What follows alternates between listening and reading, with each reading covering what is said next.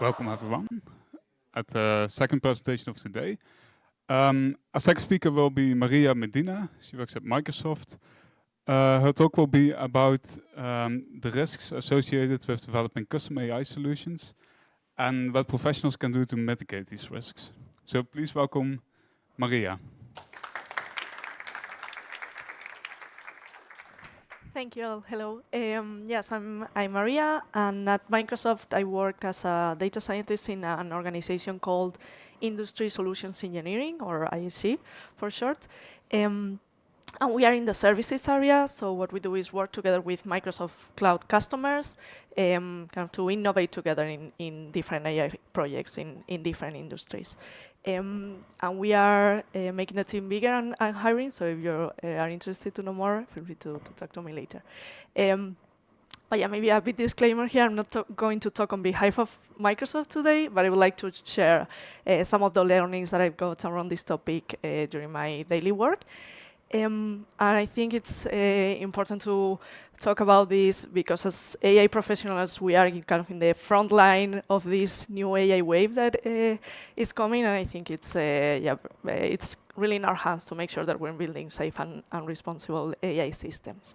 So I've been working in AI for some years now, but it's only recently that AI is kind of becoming mainstream, right? Especially there's a lot of demand around LLMs. And my brain right now is a bit like this, like, each day I'm kind of juggling between being super optimistic about all the potential of AI to help people and help industries to do great things. But at the same time, I'm also very aware of all the risks that are associated with this technology and the harm that it can cause if used wrong, right? So let's do a little poll. Like, who are you are more on the right side, like super optimistic about the opportunities of AI in general? Okay, who are you are more on the left side, scared about the risks of AI? Okay, I see half-half. And then who are you are more like me, in the middle, like each day depending on the situation? Yeah, like maybe 30, 30, 30. Great. So what I would like to get out of this talk is, make sure everybody is a part of the opportunities, or also aware of some of the risks, or more or less all of the risks that we should consider, but also show that it is possible to control these risks and build trustworthy AI, and there are many organizations that are actively working on this already. So the two main guidelines that I will be talking about are these two that I'm showing here. So on one side we have the NIST AI Risk Management Framework, or RMF in short, and the other one is the European Union AI Act. The NIST is the National Institute of Standards and Technology. It belongs to the US Department of Commerce, and this is an institute that is creating different standards for technical and technological topics, and these are voluntary guidelines. So they released a few drafts first, and the first official, like V.1.0 version was published already more than a year and a half ago in January 2023. And they welcome, it's voluntary, but they welcome every company and organization to follow them to make trustworthy AI. And for example, Microsoft Responsible AI standard is based on this one. So we have a standard that we have to follow in every product and every project we do. And it's based on this one with some specificities to our case. And then, we have the AI Act that was approved in the European Parliament a few months ago, and it's expected to become effective in August. So it has to be published in the official journal of the EU. That is expected to happen in July, and 20 days after that, it will become effective. So it should be in a matter of weeks. And this is a law that will be, the moment it will be effective, it will affect every institution operating inside the European Union, and there are some things that everybody will need to follow. And both of them more or less have the same kind of type of ideas, but each of the guidelines is emphasizing in different aspects. So I think they are a good complement to each other. So it's important to know both and kind of review them, I think, regularly, because there is a very active field and there are many new guidelines coming up every day. And both of them talk about AI in general, so I'll explain a few of the ideas there, but then we'll also talk about generative AI specifically at the end as well.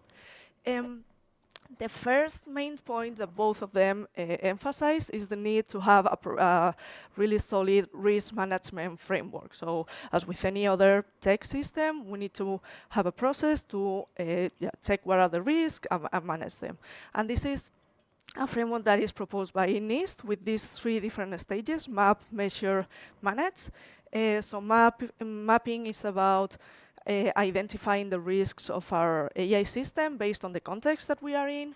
Then in the measure stage, we are kind of analyzing what would be the likelihood, what would be the impact in the case of the event, and trying to measure if our system is susceptible for this risk to happen or not.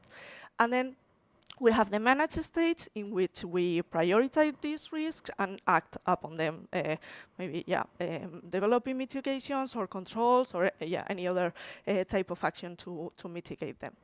And all of this has to be kind of involved in a governance function that is going to ensure that there is established process to make sure all these steps are followed. So things that this governance layer should take care of is considering that this is a continuous process, so it goes spanning through the end-to-end life cycle of the AI system, and it should start even during the design phase. And there's a very important question that we should ask ourselves in the design phase, which is, do we really need AI to solve this problem? There might be occasions where the risks or the potential harm associated to building such a system would outweigh the benefits. And in those cases, the right decision is to not use AI for that and maybe try other approaches. But if we believe that AI is a good solution for that case and we can mitigate the risks, then we can move forward. Mapping, measuring, and managing. And we need to make sure also that this doesn't end when the solution is in production. So once the solution is live out there, data will be changing, model versions probably will be also changing, even users' behaviors will be changing, and the context as well. And that might introduce new risks that we haven't even considered before. So we need to keep kind of reevaluating, remeasuring, and continuing in this motion. And then the other aspect that governance should focus on is that this is not just a task that you can set an isolated team to do, like, okay, we do development, they focus on responsible AI, all good. No, this is something like every design choice, or many of the design choices that we will make throughout development are going to also be affected by the responsible AI decisions that we make. So this is a shared exercise between all roles involved in the creation of a product. And everybody should be involved, and even like the leadership layers from companies or organizations should really endorse this to make sure that it is happening. Like end-to-end, top-to-bottom, responsible AI should be everywhere. And what are the main characteristics that we should strive to get in our systems to be trustworthy? Well, both frameworks talk about more or less the same ideas again, but they're using different terms, grouping differently. But to summarize, I've grouped them in 5 different big boxes. So systems need to be reliable and safe. We also have privacy and security, transparency, accountability, and fairness and inclusiveness. And all of them are equally important. So we'll go one by one, explaining a bit what we mean. Reliability and safety. A system is reliable if it does what is expected to do under the majority of the conditions. So this includes, for example, model accuracy or good performance in the model. We're expecting, of course, the model to give generally good predictions, no matter the case, or on a broad range of cases. That is also kind of the robustness component that we are expecting from our models, for it to be able to generalize to some extent. But even under kind of non-controlled situations, we are also expecting that if the model does a wrong prediction or in the system in general makes a mistake, we are going to be able to control that mistake so it doesn't cause massive harm. That's the safety component of the system. So yeah, it should behave as good as possible, but even when it makes a mistake, we should be able to fix that to prevent kind of massive harm being caused to any user or anything in general. And this is, well, there are some practices that we can establish to try to control this. So for example, of course, having a really strong evaluation framework during the development to make sure that our models are accurate and robust, but also monitoring in production, and also implementing safety breaks. So having some control mechanism to make sure that whenever something wrong is happening, whenever the model is making a mistake, we can kind of pull the brake and prevent that from causing harm. So generally, like having a human in the middle that is going to be able to step in if something is happening to fix it, essentially. Then privacy and security. Privacy is a fundamental right, and it should be secured in every system, and even in the event of an attack. So we need to make sure that the systems are still being maintaining their integrity and confidentiality, even if they are being attacked. This is in general, but in AI systems, there are some special attacks that could happen. So for example, adversarial attacks or data poisoning or inference attacks that are trying to kind of extract information from the model, clone the model maybe, or extract even training data with some techniques. So these are all things that could potentially happen. It doesn't mean that every system has to be kind of super robust against this. Going back to the risk management framework, this will depend on the context. So if we're just building, an internal application that is not going to suffer from adversarial attacks, then maybe we don't need to prioritize mitigating that. But if we're building a safe, an autonomous driving system, then this is for sure something that we should be controlling because it's more subject to these types of attacks, right? So everything depends on the context. We should prioritize some of the measures or other ones.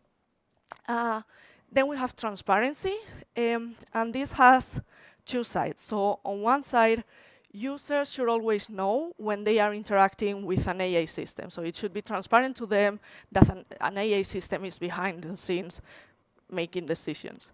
So that's the first thing. The second thing is system output should be able to be understood from humans. So this includes the explainability component, being able to understand each of the predictions, interpret them, and understand the model as a whole. So if you were in the Lime talk before this one, these are some of the tools that we can use to make sure these systems are understandable, and for every prediction and every case, we understand why the model is making these decisions, but also we understand why the model is, like how the model is working in general. That's also very important. Then we have accountability. So we need to not forget that ultimately humans are responsible for AI behavior. So humans are responsible or accountable for that. And this means that we cannot let kind of models running on their own. No, the model said that, I don't know why, I don't care. No, we need to make sure that we have the process to have a person, ready to lean in case something needs to be reviewed and explained. And then the last one, but not least, I think this is in fact the most difficult probably to get, which is fairness and inclusiveness. So we live in an unfair and biased society, and having fair models means making sure that we are not maintaining, perpetuating those bias, or even making them worse, because machine learning models are prone to kind of, dig into that and even make all those biases worse when we are training models. So this is something that we also need to control. And unfortunately, I say this is the most difficult because there's no comprehensive list or bias detector that is going to tell us if our models is biased or not. So this is about an ongoing exercise, also linking with transparency, understand how the model is making the predictions, and really reviewing to making sure that they are not biased. And well, there are some efforts ongoing to try to get a list of more or less which kind of bias we have. NIST has is trying to create a guideline on this, and they are grouping the bias in different groups, like systematic, statistical, and so on. But what I would like to do, because that is, it's a lot of different options, I would like to put some examples of different bias that you might encounter. Just as examples. And these nice drawings are from a post that was published by Microsoft design team a few years ago, I think in 2017. So they were explaining how, what considerations they have when building systems to make sure when designing systems to make sure that they are not unfair, and some of the kind of categories the mental categories that they had to reflect on. So the first one that we have here with the picture of a child looking at a wall is the dataset bias. So the child is there kind of looking at their small version of the world. There's so many things that they don't know, and they are kind of only focused on the things that they have consciousness of. And this is something that could happen to our models as well. Like if our data set that we're using for training, for example, is not representing all realities, we are very likely to miss some users that are not going to be able to use the system. We've seen this in the past, like facial recognition tools that only work for people with lighter skin tones, and it didn't work with people with darker skin tones, or things like that. That's also why it's super important to have diverse teams. Like if you have a diverse range of people looking at these systems, testing these systems, is much less likely that you will fail at these obvious things. But it's also something that is very difficult to measure, because if you are looking at accuracy metrics, for example, and you are kind of not considering a minority, then, well, when you're training, you're not going to see it, because that subset of people doesn't exist in your universe. But even in production, if you're looking at accuracy metrics, you are not going to be able to find a huge difference, because if it's just a tiny subset of people that you are discriminating, that's not going to reflect on a big error in your system. So this is not something that we can kind of rely on metrics to discover. We need to think actively about it and use explainability techniques to try to make sure that that we are not biased against any group or any situation. The second one we have is association bias. So here we have the drawing of like a boy and a girl being assigned to doctor and nurse role. So these kind of situations are kind of quite difficult to fix in machine learning models, where we have kind of, for example, professions traditionally assigned to certain genders. And then the models, especially the language models, are struggling to kind of fix that, because, for example, even in translation, it's still happening. There are some languages that consider, have different terminations depending on the gender. So if you try to put a female doctor, like in a gendered type language, then you translate to a gender neutral one, and then you translate one back, it's very likely to mix. Like if you had a female doctor, when you translate back, it's still likely that it will get a male doctor instead, because he has learned from the biased world that doctors are generally male instead of female. So these kind of things are very tricky to fix, because what we are trying to do is kind of remove the bias from a bias that is existing in the training data that the model has used. But instead, it's quite easy to test. So for example, we've seen examples of these models that were used to score CVs, and then if you change the gender, it was like if it was male, it was more likely to recommend that candidate over a female. These are tests that we should have in our system. Like, okay, we know these features should not affect the outcome of the model. Let's actually test that is not happening. Let's keep all the data the same and change male to female, or any other characteristic that we want to ensure that there is no bias in. Is the prediction changing? Then there's something wrong there. Let's see how to fix it. Then we have interaction bias, and they have the prediction like of a broken telephone in there. So this bias happens when the interactions of the users are also affecting our system. So this is quite common right now with LLMs, but even like if we have feedback loops where users are giving feedback, and based on those feedbacks, we are retraining the systems, we need to consider that not every user might get feedback, right? What does that mean? If we are like doing automatic retraining, there are probably some type of bias that we are going to introduce in the next iteration of training. So all these things are things we need to consider. And then confirmation bias. So here we have a picture of a child with like a dinosaur on the t-shirt, and then all the gifts they get are dinosaurs because people know they like dinosaurs, right? So this is also something that is likely to happen, especially in retrieval scenarios, recommendation scenarios. If we are focusing on optimizing a one-sided metric, then it's very possible that we will not have like a diverse range of recommendations given to the users. We will kind of keep digging into the same hole. And that's something that also we need to control to not exploit too much, but also kind of explore the different alternatives that might be valuable to them. So yeah, these are just a few examples, but yeah, so just so you get some initial ideas of what kind of things you should be thinking about. And based on all these considerations, in the UI Act, there are some scenarios that have been considered an acceptable risk, and yeah, consider a threat to people. So things like behavioral manipulation, trying to manipulate a person, trying to kind of with them not knowing that there's an AI model behind doing that, or social scoring. All these things are unacceptable and will be banned once the law becomes effective. Then there are some other cases that are considered high risk, and then they will need an assessment and approval before being able to be used.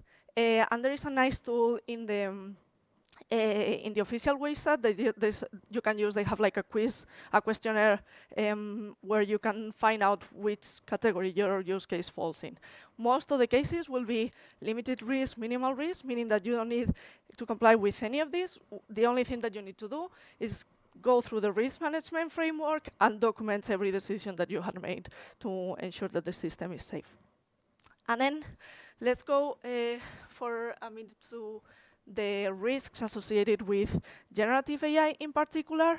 We have, I would say, 4 main categories. So the generative aspect of these tools make it so they are more prone to content risk, harmful speech being generated like either generated by the LLM, for example, in particular, or users inputting harmful content and then the LLM responding to that.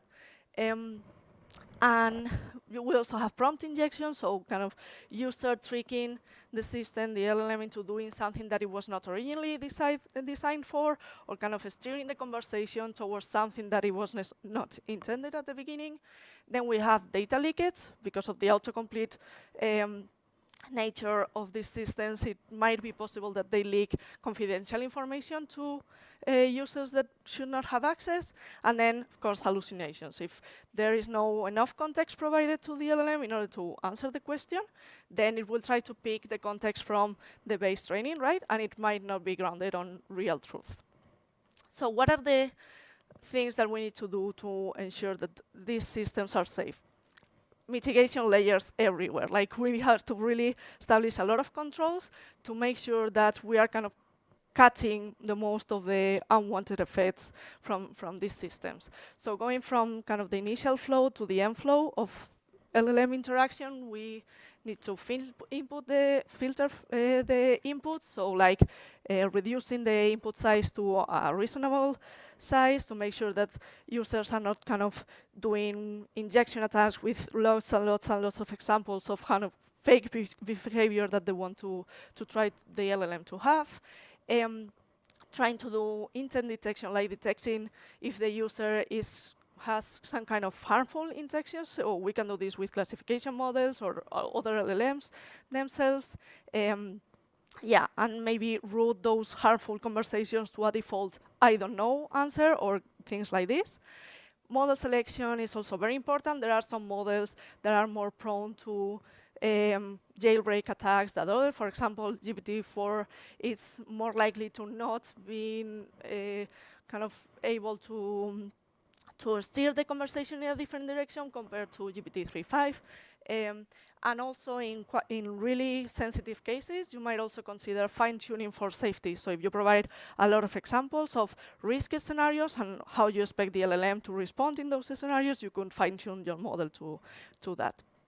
Then prompt engineering, of course, is a really useful tool to prevent most of the cases, and there are some quite good guidelines out there that specify how you can do in your meta prompts, in your system prompts, to prevent kind of most of the things from happening, like stick to the question that you were asked, do not deviate. These kind of instructions really help into filtering the majority of harmful cases, and then checking for outputs, like checking that the output was actually grounded in real information at the end, that the output doesn't contain harmful information. All these things are checked that we should also have.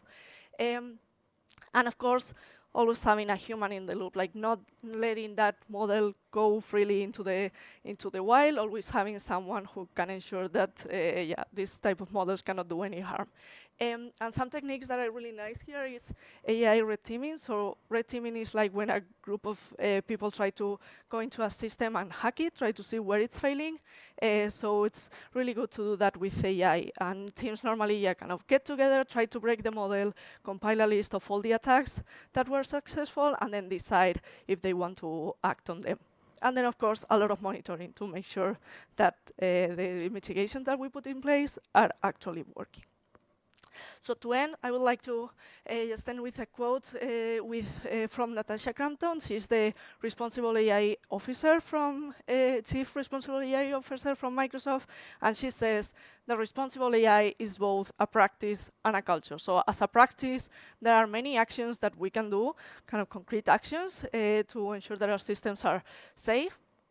But yeah, unfortunately, there's not like a simple checklist that we can follow. And that's why we need to make sure this is a culture, so that we have the habit of reflecting about these topics, discussing these topics, and continue learning to make sure that our systems are responsible and safe. Thank you.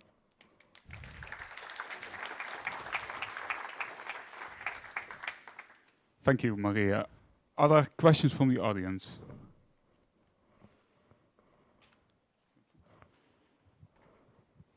Yeah, so thank you for the talk. It's very interesting. I'm wondering, because this is becoming a bigger topic, of course, what are the biggest challenges that you're currently facing in trying to implement these new kind of frameworks and structures in a big company as well? So in our case, right now, we are mostly focused on LLM-based scenarios. So yeah, like implementing all the mitigation layers, it's becoming quite a challenge, and especially the lack of data, I would say, to know whether, I don't know, what examples do we have of harmful questions that we don't want to answer beyond hate speech or violent speech, which is more typical, or how do we make sure that the answer is grounded on real information, like, because normally it's based on thresholds, like what's the percentage of the answer that should be based on real information for us to consider it good or bad. So we're finding that it requires, so we work together with customers, like and experts on their business field, and we have the feeling that for them, they are thinking that it's something super straightforward, but for us, we're seeing how it requires interaction with them and a lot of testing with them to make sure that we are kind of fine-tuning for safety as well. So I would say that's the main risk. Other questions? Do you work with another team, for example, legal or compliance team, to make sure that you are not having bias in your models or assessing other AI risks? Mm-hmm. Yeah, so we have, the main office is this responsible AI office. They established the main guidelines. They created the safety, the responsible AI standard, and so on. But then we have several processes within the company. So we are, for every, I'm not sure about the product side. The product side, I think, is heavier on this. But for us, for every project, we need to file a responsible AI assessment. Normally, yeah, we fall on the, in most of the cases, or at least half of the cases, we fall on the low risk category. So it's just ensuring that we have these mitigations in place.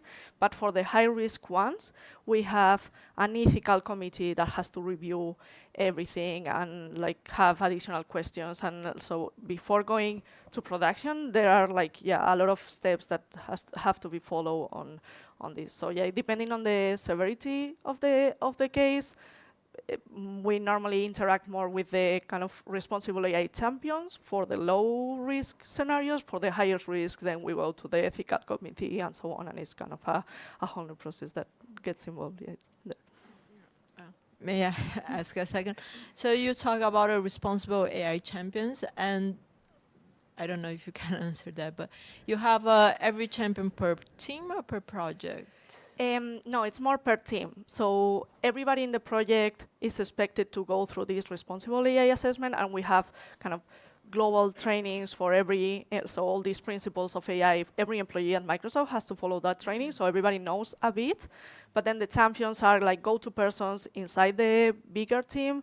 Like inside our organization, for example, we have, I think, we are 1,000 people in the org, and we have like 20 people maybe who are champions, each of them located in different regions. So we always have the go-to person in case we have questions. They are also reviewing all the assessments from all the different projects. So, but yeah, it's not per team, it's more not per project, it's more like a global figure that we go if in case we need to help in anything. Thanks, and congrats for the great talk. Thank you.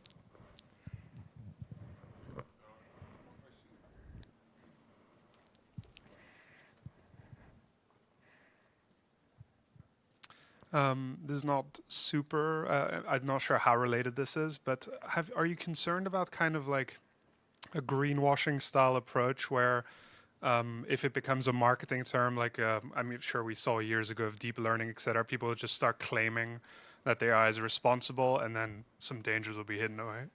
Yeah, that's what I didn't like want to mention any specific tool, because then it will become kind of responsible AI as a service. Like I just go through a tool, it's compliant. Yeah, no, I think it's a risk that that we have there, and I think that's why it's important to open the conversation about the kind of the scenarios that we could face, and open more like the philosophical conversation of what are the things that we should consider more than use this tool or that tool, because yeah, that's when things could get into this kind of greenwashing effect, I think.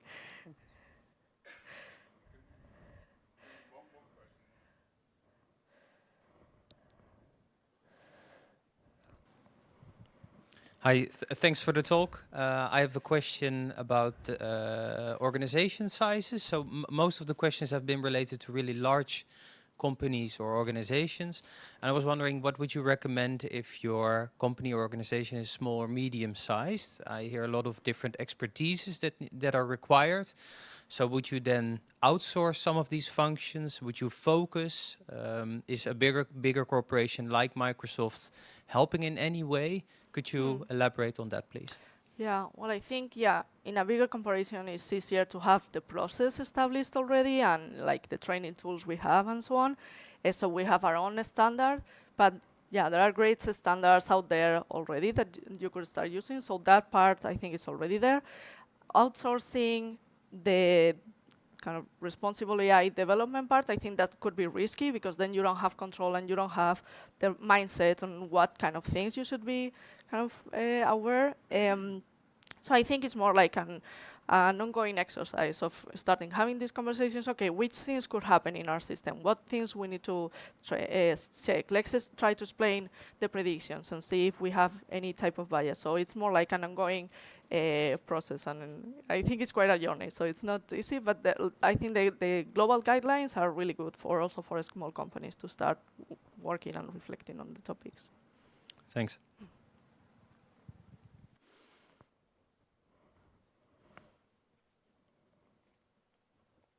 Thank you. So we have to finish this session now. There will be a short break, and then the next talk will be at 12. If there are any further questions, you can always talk to Maria during one breaks. Thank you. Thank you.